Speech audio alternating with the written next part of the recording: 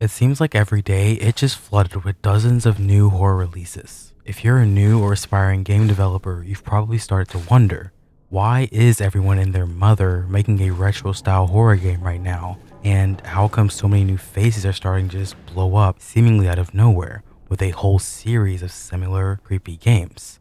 And should you hit pause on your dream game to go make one too? My answer is yes, for a lot of you. If you're getting tired of staring at that one blank Unity or Godot project, then absolutely yes, this video is for you. Because despite what it might look like from the outside, horror isn't just randomly getting more popular. It might actually be one of the smartest genres a new developer can start with, regardless of what they're usually into. One of the most important elements of a horror game, old or new, is atmosphere. Your first hurdle is getting players to care about your world.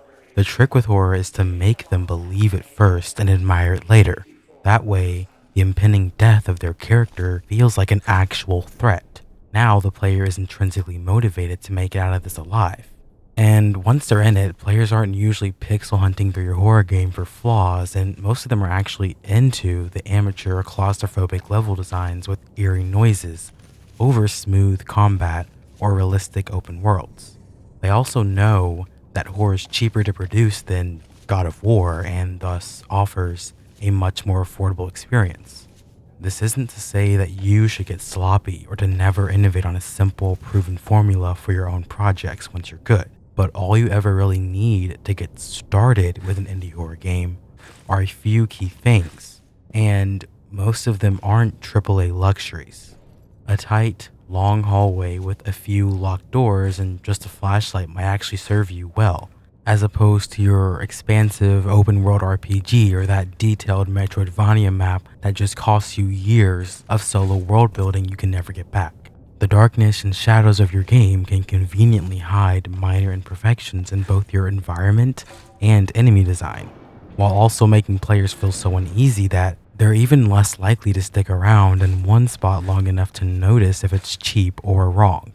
Then you work in at least one threatening force, either natural or supernatural, that is always lurking and likely deadly, but you don't actually show and tell them outright. This is also why it doesn't hurt as much to reuse assets or to push your game fully packaged with low poly aesthetics into the horror genre, as long as your story and atmosphere surrounding it are just right. It actually adds a little bit of grit and an intentional feel if it's being added to an already good and rewarding base game.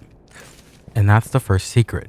Horror doesn't demand the same amount of content as most genres. Maybe you've already started to loosen up a bit and let go of your misconceptions that indie horror is too contrived, that it's beneath you, or it's a bunch of posers taking the easy road. And you're thinking, why don't devs just throw out more cheap MMOs and roguelikes into the pool too? I'm sure that'll do well. The issue is that being cheap to build isn't enough on its own.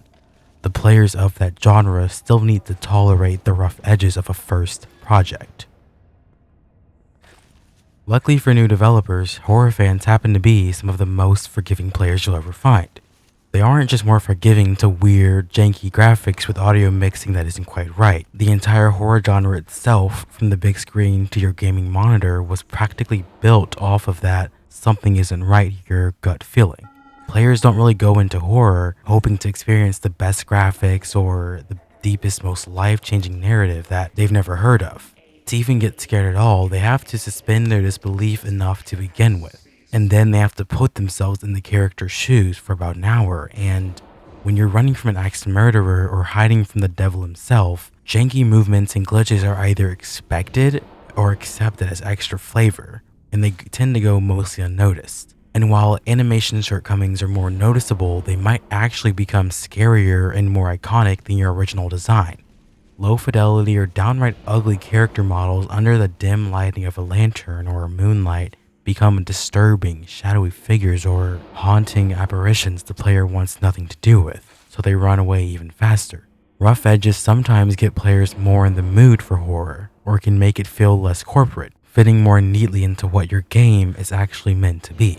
Even a messy mixture of real found footage, VHS tapes, and filters, or an emulation of PS1 style graphics hits players hard. not because it's so grandiose and impressive or that it's the most accurate to real life.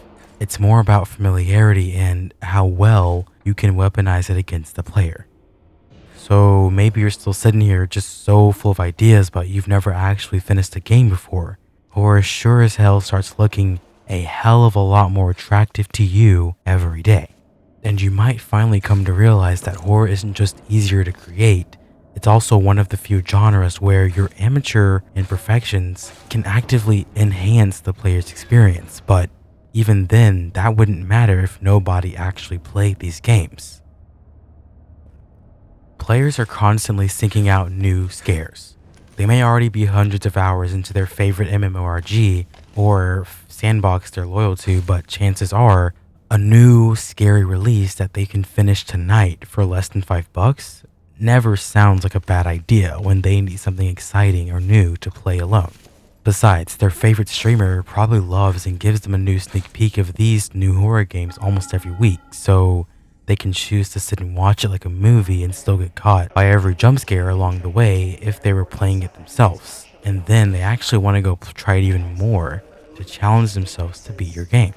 They don't mind if it's 15 minutes or 90. These games are so easy to pick up with no extra practice and finish in one sitting that the loss is virtually nothing, whether you pick a good or bad horror game that night. And most importantly, you have to remember that a lot of the tension and horror is lost by the second replay of any horror game. So it's naturally one of the genres that is always looking for new, fresh voices. Give them a spin on what they're used to or just something darker and more gory than the last fucked up game, and they'll gladly finish your short, unpolished demo craving more tomorrow. So, am I saying that every new developer should immediately abandon their dream game and just make horror instead? No. I ultimately made this video to encourage you guys to go make your first game, whatever it might be, but to also let you in on a little secret if you're just as lost as I've been. You don't have to make horror games, or to make only those forever. But if your goal is to finish something for once, learn something while you do it, and actually get players in front of your work, consider that there's a reason so many successful indie developers started there. Thank you.